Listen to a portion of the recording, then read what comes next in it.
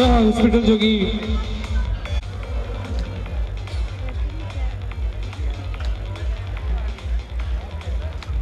और इसी के साथ अब मैं बुलाना चाहूँगा हमारे बीच इंद्रराज मीणा जी जो कि निदेशक जो कि दिल्ली से हैं DDA। सदस्यों, आपने जो बुलाया किया उसके लिए मैं धन्यवाद देता हूँ और ये जो शुरुआत की है बहुत अच्छा कदम है, इसके लिए हम तन मन धन से आपके साथ हैं। जोरदार तालियां हो जाए। वैसे तो शिवकरण जी मीना के परिचय की आवश्यकता नहीं है, लेकिन फिर भी मैं उनके लिए थोड़े से शब्द, बहुत इनका परिचय विस्तृत में है लेकिन उनके लिए बहुत छोटे से शब्दों में मैं बताना चाहूँगा कि आपका जन्म 1 फरवरी 1962 में ग्राम निदड़दा, जिला सवाई माधोपुर में हुआ। आपके 5 संतानें हैं, जिसमें आपके 7 संतानें हैं, जिसमें 5 पुत्रियां व 2 पुत्र हैं। पुत्र सब BTech हैं और पुत्रियों ने B.Ed स्नातक करने के बाद B.Ed कर रखी है। आपकी शैक्षणिक योग्यता बैचलर ऑफ कॉमर्स है। आपने 1986 16 अगस्त को कारखाना लेखा जोधपुर में लेखा लिपिक के पद पर नियुक्त हुए तथा पदोन्नति प्राप्त करते हुए वर्तमान में आप जयपुर मुख्यालय में वरिष्ठ लेखाधिकारी के पद पर सुशोभित हैं।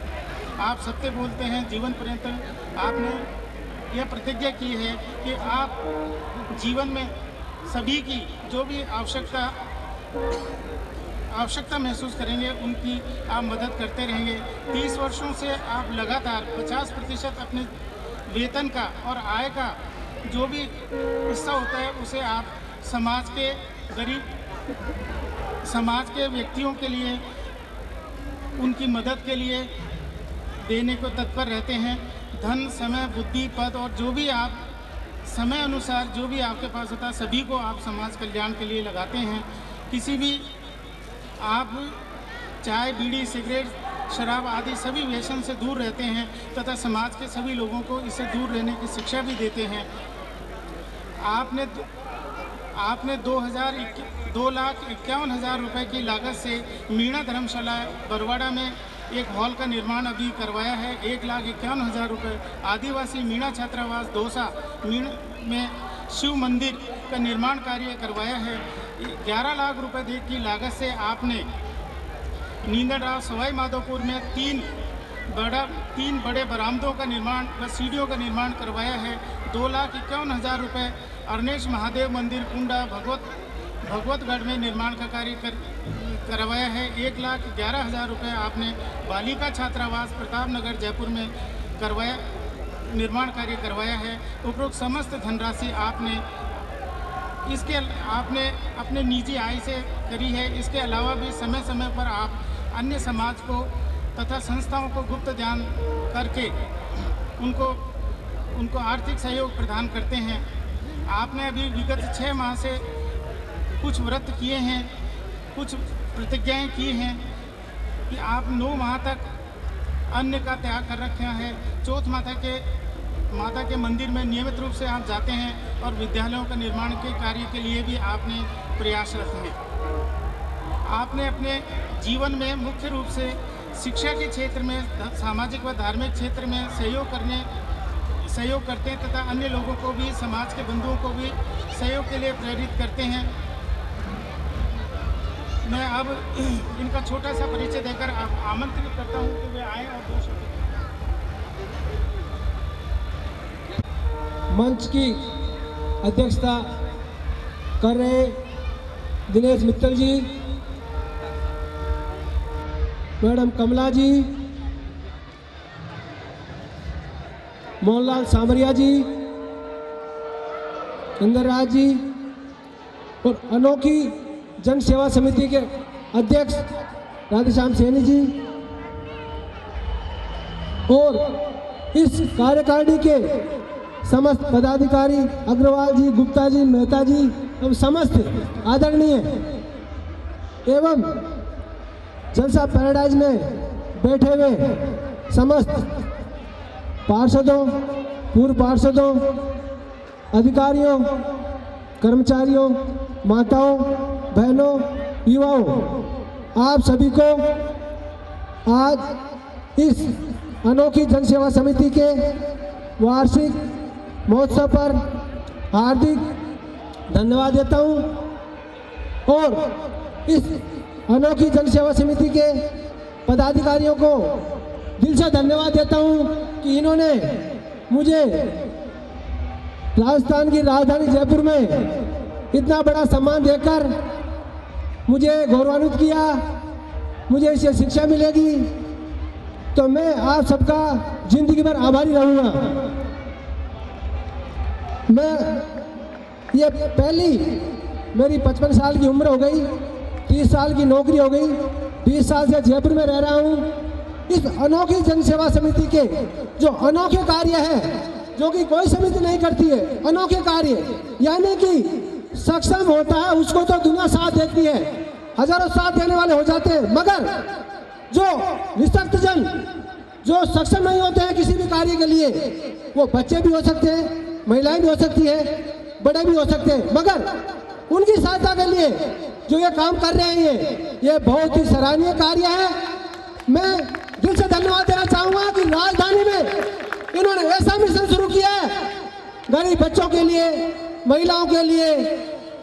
आपको बताना चाहूँगा कि बिजली की बचत के लिए ये पूरी राजधानी में जहाँ भी सार्वजनिक खंभे होते हैं उस पर अनोखी जन सेवा समिति स्विच लगाती है, खटका लगाती है बंद करने के लिए।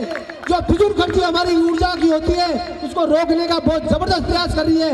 ये हमारी राजधानी में एक नई सोच, नई दिशा इस समिति के द्वारा दी जा रही है। मैं आपको धन्यवाद देना चाहूँगा। इसके अलावा पर्यावरण के लिए आप लोग जनता को जागृत कर रहे हैं कि आप पेड़ पौधे लगाएं, जगह जगह जाकर पेड़ पौधे लगाते हैं। ये हमारे पर्यावरण को बचाने के लिए काम कर रही है। समिति को धन्यवाद देता हूँ दिल से।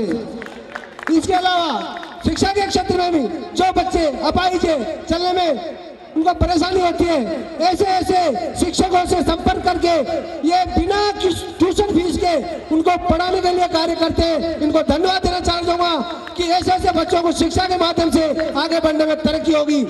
तो मैं निवेदन करना चाहूँगा ऐसे सभी आदमियों से, महिलाओं से, आप लोग भी ऐसे पुण्य के कार्य में बहती हुई गंगा में शामिल हो, जिससे आपका, इनके साथ साथ आपका भी भला हो। इसके अलावा इन्होंने एक मुख्य मुद्दा लिया है जो दहेज का, कि दहेज हमारे किसी भी समाज का अभिशाप है। वो कोई सा भी समाज हो, गरीब हो, अमीर हो, किसी भी जाति का हो, दहेज की वजह से हमारे समाज में इतनी समस्याएं पैदा हो रही है। आज अखबार में पढ़ते हैं रिश्ते टूट रहे, जुड़ रहे। मगर मैं बीच में आपका टाइम लेना चाहूँगा।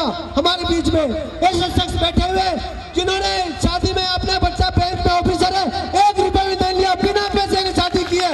मैं मान सिंह डांगी जी को आपके सामने बुलाना चाहूँगा, मंच उनका स्वागत करें।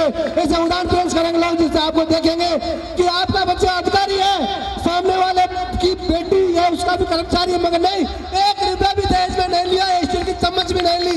इसकी शादी में बारात में मैं गया था, मैं गवाह हूँ। मान सिंह जी आप पधारे, मेरा दिल लगा, आपका सम्मान होना चाहिए। आपसे समाज को दिशा मिलेगी और दिशा और सोच जब मिल जाती है तो रास्ते क्लियर हो जाते हैं। आप मंच पर पधारे सर।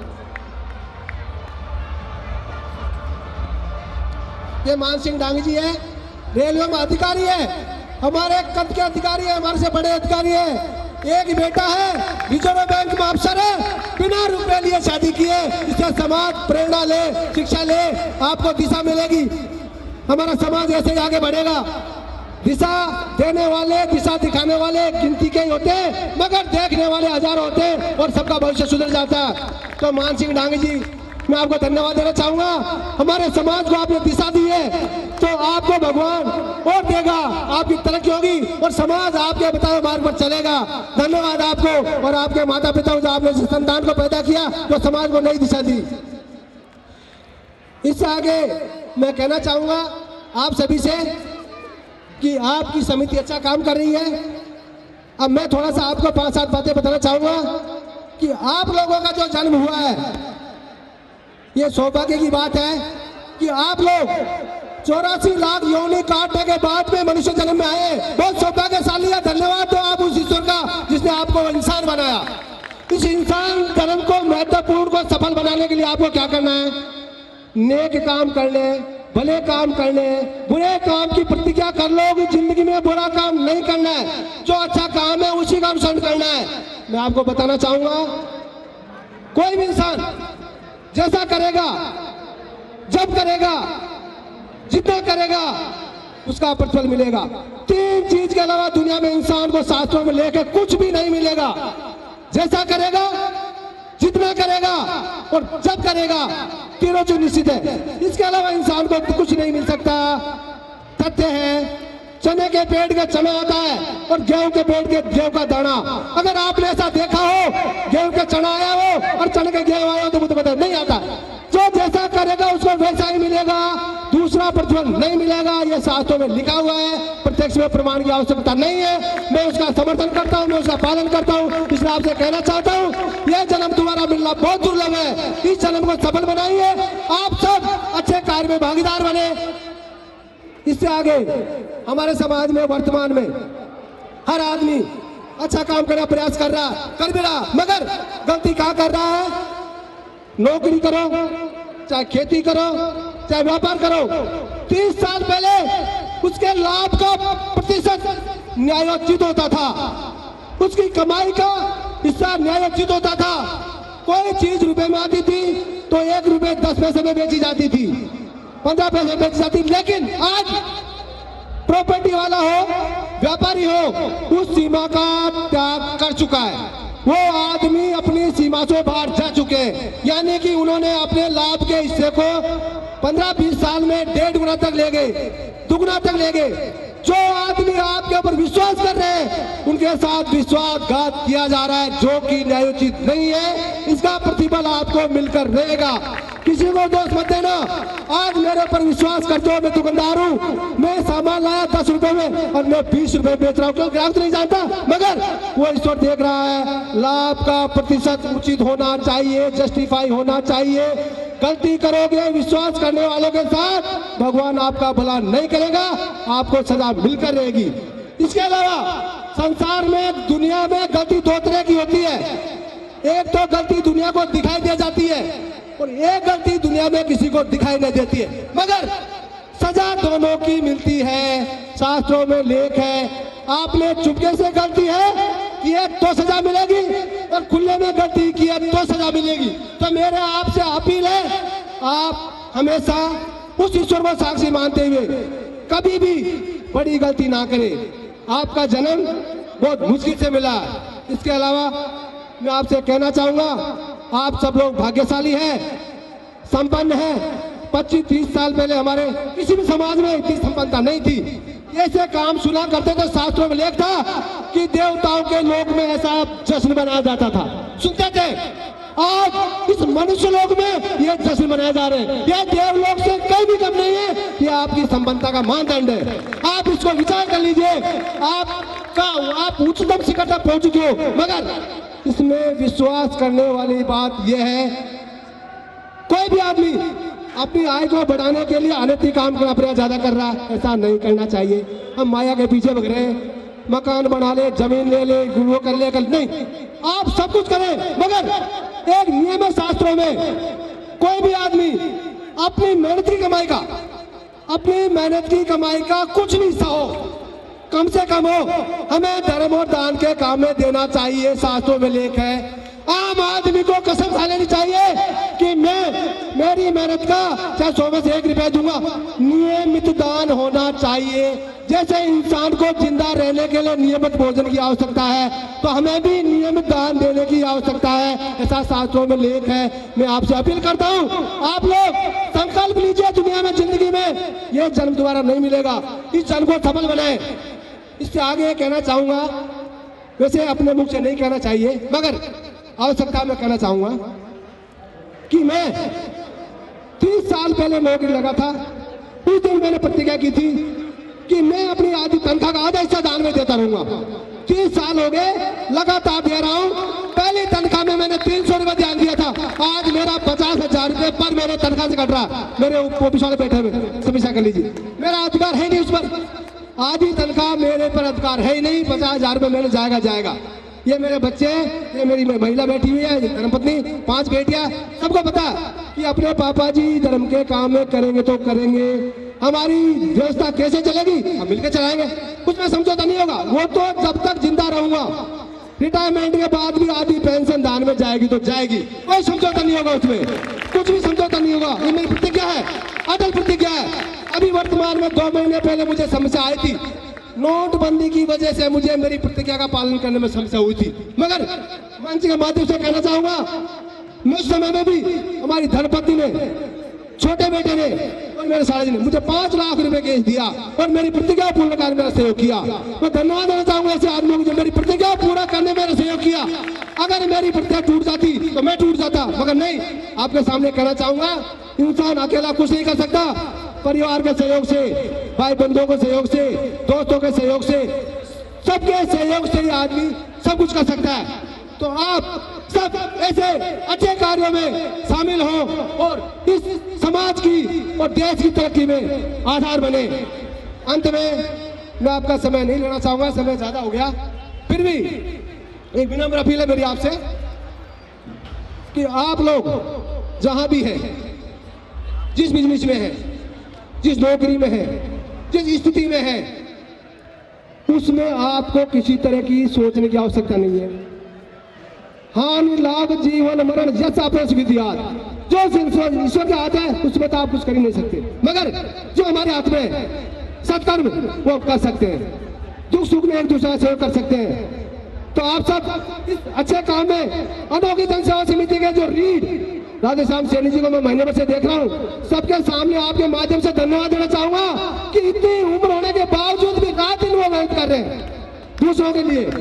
राजकुमार मीणा जी जिनका शरीर में हड्डियां टूटी पड़ी है, स्टील की राड लगी पड़ी है, वो भी 1-1.5 महीने से धन्यवाद देना चाहूंगा राजकुमार जी को, जिन्होंने आपकी अनोखी जन सेवा समिति के दिन रात एक करके आज राजधानी में जो कार्यक्रम आयोजित किया है। मैं इस कार्यक्रम के सभी आयोजनकर्ताओं को एक बात और कहना चाहूंगा, राजौरिया जी मुझे मिले नहीं, जो जस्सा पैराडाइज के मालिक है, उनसे मुलाकात हुई नहीं, उनको धन्यवाद देना चाहूंगा। यस धन्यवाद देना चाहूंगा, जिन्होंने निःशुल्क आपका गार्डन दे रखा, निःशुल्क बिना पैसे लिए इस आयोजन के लिए आपको जो ना निःशुल्क हमें प्रेरणा चाहिए इस आदमी से कि जो इस धार्मिक कार्य के लिए, अच्छे काम के लिए बिना पैसे लिए गार्डन दिया हुआ है। धन्यवाद देना चाहूंगा। ये बात है राजौरिया जी, आप पधारे एक बार जोड़े और आप सबको दर्शन दें कि ऐसे ऐसे लोग आपके बीच मौजूद हैं, बिना पैसा लिए। एक बात है, पूरा गार्डन आपको दिया हुआ है। मैं इस आदमी सम्मान करवाना चाहूंगा आपसे, इस आदमी का सम्मान करें, ये आपके लिए सम्मान के लायक काबिल है। इसके अलावा कुछ लोगों ने वीडियोग्राफी निःशुल्क कर रही है, कैटरिंग का काम निःशुल्क कर रहे हैं। ये समाज हित में ऐसी अनोखी सेवा समिति के जो कार्य कर रहे हैं, ऐसे लोगों से शिक्षा लेनी चाहिए। हुकमचंद जी कृपया मंच पर पधारे।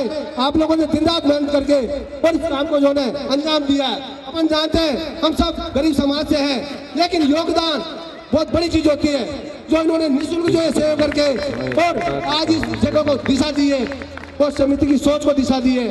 धन्यवाद देना चाहूंगा राजीव जी। मेरी हार्दिक इच्छा है कि भगवान आपका परिवार फलता फूलता रहे, राम को दिन रात चौक न मिले। राम अवतार जी चौहान जी हमारे साथ है, उनका स्वागत कर रहे हैं राधेश्याम जी। और हाँ हुक्म स्टेज पे आए कृपया करके। हाँ बोलो। वो स्पीच दे रहे हैं, वो स्वागत हो रहा है तो हाँ ये टाइम लगेगा, 1 घंटा लगेगा।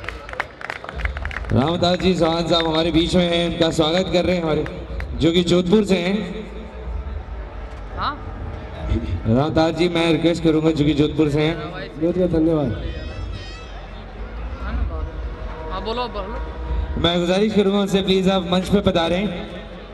मीणा जी जिनका शरीर में हड्डियां टूटी पड़ी है, स्टील की राड लगी पड़ी है, वो भी 1-1.5 महीने से धन्यवाद देना चाहूंगा राजकुमार जी को, जिन्होंने आपकी अनोखी जन सेवा समिति के दिन रात एक करके आज राजधानी में जो कार्यक्रम आयोजित किया है। मैं इस कार्यक्रम के सभी आयोजनकर्ताओं को एक बात और कहना चाहूंगा, राजौरिया जी मुझे मिले नहीं, जो जस्सा पैराडाइज के मालिक है, उनसे मुलाकात हुई नहीं, उनको धन्यवाद देना चाहूंगा। यस धन्यवाद देना चाहूंगा, जिन्होंने निःशुल्क आपका गार्डन दे रखा, निःशुल्क बिना पैसे लिए इस आयोजन के लिए आपको जो ना निःशुल्क हमें प्रेरणा चाहिए इस आदमी से कि जो इस धार्मिक कार्य के लिए, अच्छे काम के लिए बिना पैसे लिए गार्डन दिया हुआ है। धन्यवाद देना चाहूंगा। ये बात है राजौरिया जी, आप पधारे एक बार जोड़े और आप सबको दर्शन दें कि ऐसे ऐसे लोग आपके बीच मौजूद हैं, बिना पैसा लिए। एक बात है, पूरा गार्डन आपको दिया हुआ है। मैं इस आदमी सम्मान करवाना चाहूंगा आपसे, इस आदमी का सम्मान करें, ये आपके लिए सम्मान के लायक काबिल है। इसके अलावा कुछ लोगों ने वीडियोग्राफी निःशुल्क कर रही है, कैटरिंग का काम निःशुल्क कर रहे हैं। ये समाज हित में ऐसी अनोखी सेवा समिति के जो कार्य कर रहे हैं, ऐसे लोगों से शिक्षा लेनी चाहिए। हुकम चंद जी कृपया मंच पर पधारे। आप लोगों ने दिन रात मेहनत करके और इस काम को जो है अंजाम दिया है। अपन जानते हैं हम सब गरीब समाज से हैं, लेकिन योगदान बहुत बड़ी चीज होती है। जो इन्होंने निःशुल्क जो है सेवा करके और आज इस जगह को दिशा दी है और समिति की सोच को दिशा दी है। धन्यवाद देना चाहूंगा राजीव जी। मेरी हार्दिक इच्छा है कि भगवान आपका परिवार फलता फूलता रहे और आपको दिन रात चौक न मिले। राम अवतार जी चौहान जी हमारे साथ हैं, उनका स्वागत कर रहे हैं। राधेश्याम जी और हाँ हुक्म स्टेज पे आए कृपया करके। हाँ बोलो। वो स्पीच दे रहे हैं, वो स्वागत हो रहा है तो हाँ ये टाइम लगेगा, 1 घंटा लगेगा। राम अवतार जी चौहान साहब हमारे बीच में हैं, उनका स्वागत कर रहे हैं हमारे, जो कि जोधपुर से हैं।